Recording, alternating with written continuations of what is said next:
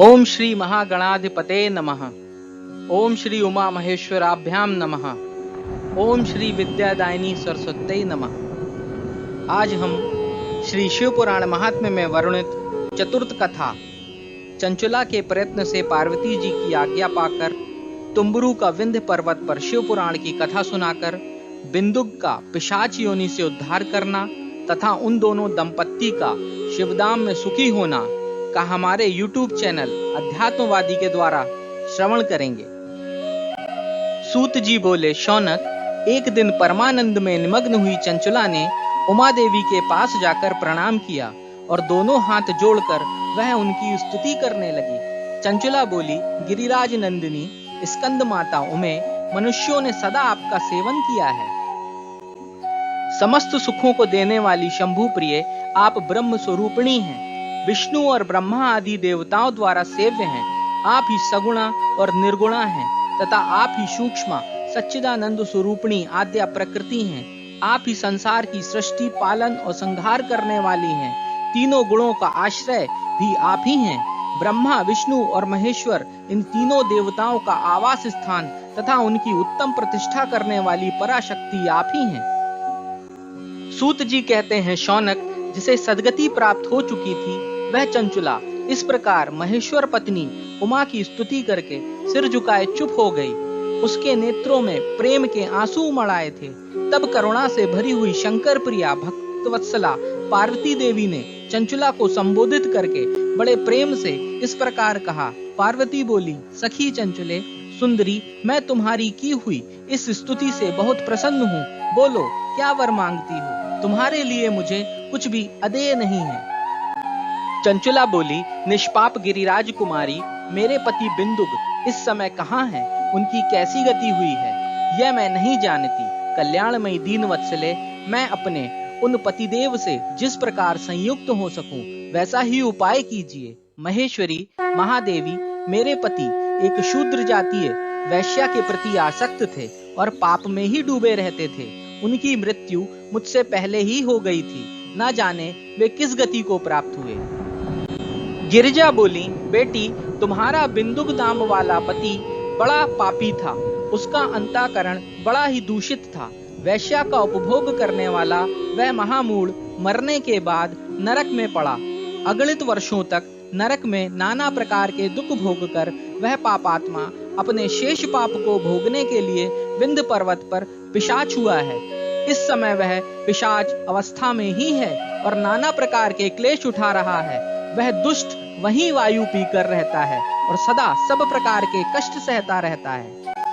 सूत जी कहते हैं, शौनक, गौरी देवी की यह बात सुनकर उत्तम व्रत का पालन करने वाली चंचुला उस समय पति के महान दुख से दुखी हो गई। फिर मन को स्थिर करके उस ब्राह्मण पत्नी ने व्यथित हृदय से महेश्वरी को प्रणाम करके पुनः पूछा।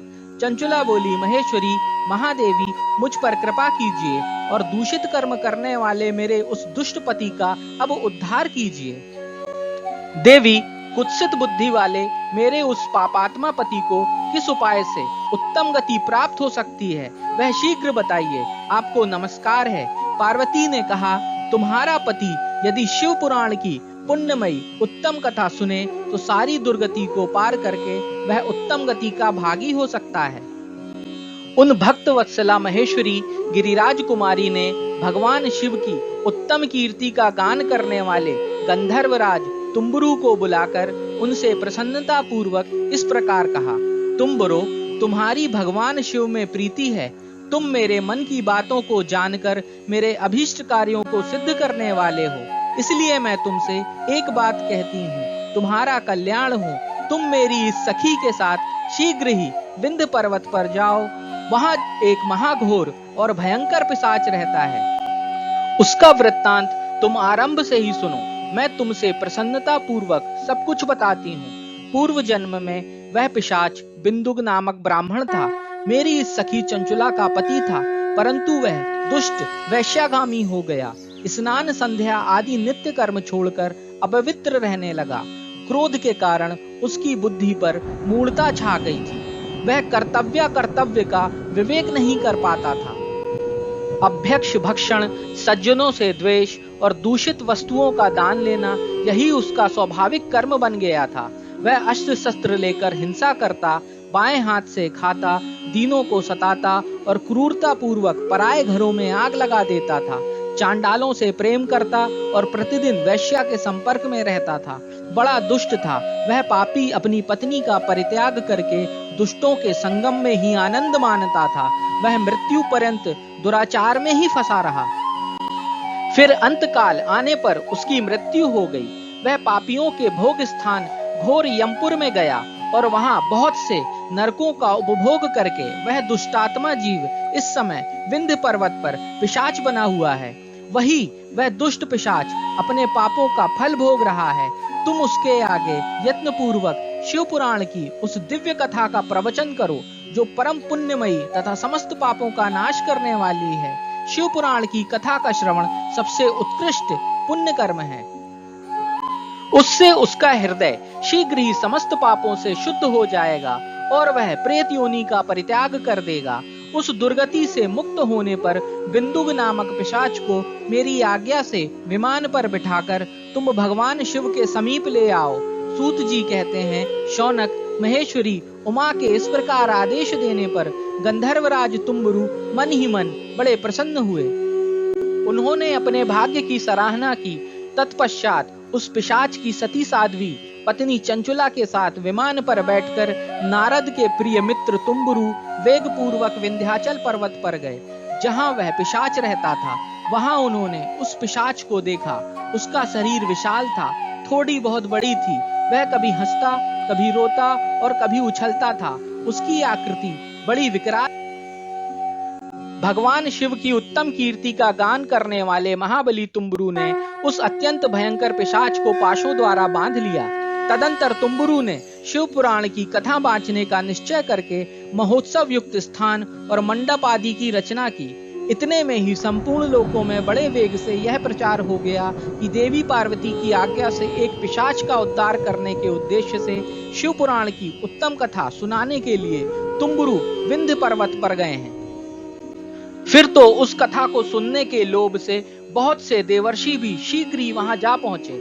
आदर पूर्वक शिव पुराण सुनने के लिए आए हुए लोगों का उस पर्वत पर बड़ा अद्भुत और कल्याणकारी समाज जुट गया। फिर तुम्बरु ने उस पिशाच को पाशों से बांधकर आसन पर बिठाया और हाथ में वीणा लेकर गौरीपति की कथा का गान आरंभ किया। पहली अर्थात विद्येश्वर संहिता से लेकर 7वीं वायु संहिता तक महात्म्य सहित शिव पुराण की कथा का उन्होंने स्पष्ट वर्णन किया।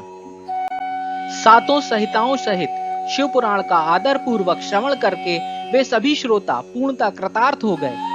उस परम पुण्यमय शिव पुराण को सुनकर उस पिशाच ने अपने सारे पापों को धोकर उस पैशाचिक शरीर को त्याग दिया। फिर तो शीघ्र ही उसका रूप दिव्य हो गया। अंग कांति गौरवर्ण की हो गई। शरीर पर श्वेत वस्त्र तथा सब प्रकार के पुरुषोचित आभूषण उसके अंगों को उद्भासित करने लगे। वह त्रिनेत्रधारी चंद्रशेखर रूप हो गया। इस प्रकार दिव्य देहधारी होकर श्रीमान बिंदुक अपनी प्राण वल्लभा चंचुला के साथ स्वयं भी पार्वती वल्लभ भगवान शिव का गुणगान करने लगा।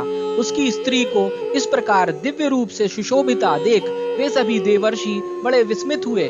उनका चित्त परमानंद से परिपूर्ण हो गया। भगवान महेश्वर का वह अद्भुत चरित्र सुनकर वे सभी श्रोता परम कृतार्थ हो प्रेम पूर्वक श्री शिव का यशोगान करते हुए अपने अपने धाम को चले गए। दिव्य रूपधारी श्रीमान भी सुंदर विमान पर अपनी प्रतिमा के पास बैठकर सुखपूर्वक आकाश में स्थित हो बड़ी शोभा पाने लगा। तदंतर महेश्वर के सुंदर एवं मनोहर गुणों का गान करता हुआ वह अपनी प्रतिमा तथा तुम्बरु के साथ शीघ्र ही शिवधाम में जा पहुंचा। वहां भगवान महेश्वर तथा पार्वती देवी ने प्रसन्नता पूर्वक बिंदुक का बड़ा सत्कार किया और उसे अपना पार्षद बना लिया। उसकी पत्नी चंचुला पार्वती जी की सखी हो गई। उस घनीभूत ज्योतिर्स्वरूप परमानंदमय सनातन धाम में अविचल निवास पाकर वे दोनों दंपत्ति परम सुखी हो गए। इस प्रकार श्री शिव पुराण महात्म्य में वर्णित चतुर्थ कथा समाप्त हुई। श्री शिवाय नमस्तुभ्यम।